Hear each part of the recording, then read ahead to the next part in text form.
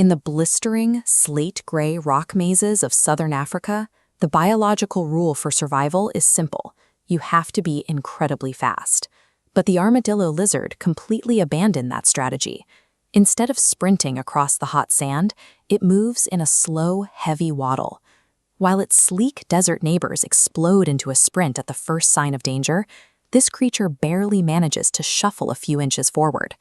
In a landscape patrolled by deadly, highly agile predators, choosing to be sluggish should logically be a guaranteed evolutionary dead end. This vector cross-section shows why it can't run. Beneath the outer scales are rigid interlocking bone plates called osteoderms, functioning like medieval chainmail. As the diagram shifts, heavy energy funnels directly into maintaining these thick bone plates, leaving little fuel for the muscle tissue.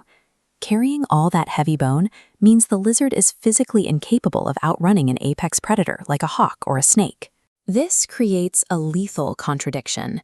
If an animal is physically incapable of flight, what happens when it finally meets a predator that can't be outrun? When the massive shadow of a hungry bird sweeps over the baking rocks, the lizard is entirely exposed. Knowing it can't win a foot race, the animal doesn't even try to run. Instead, it plants its feet to deploy a highly specialized mechanical defense. In one swift motion, the lizard whips its head around and clamps its jaws firmly shut onto the tip of its own spiky tail. This geometric vector model demonstrates what that stance actually achieves. By curling into a tight ring, the lizard's soft, vulnerable underbelly, the weak point of almost every reptile, is instantly locked away at the dead center of the circle. Looking at the outer perimeter, you can see the secondary effect. The curling tension forces the interlocking bone plates and sharp scales to flare outward in a perfect 360-degree radius. In a fraction of a second, a slow, exposed reptile engineers its own body into a fortress designed to shield its weakest point. When the predator finally strikes, it finds nothing to grab onto. It can bite and claw at the locked, curled lizard all at once. The outward-facing, curved osteoderms act as a hardened shield, causing teeth and talons to slide harmlessly off the slick golden scales.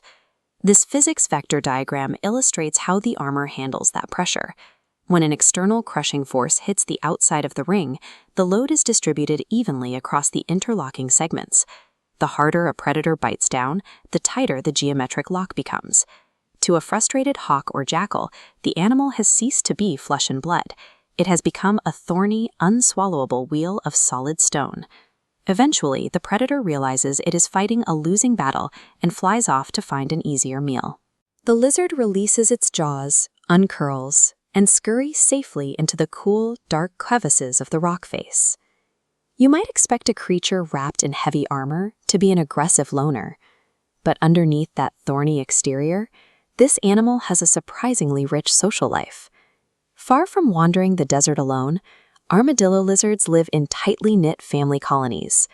It is common to find up to 30 individuals of all different sizes, sharing space and resting harmoniously deep inside a single rocky den.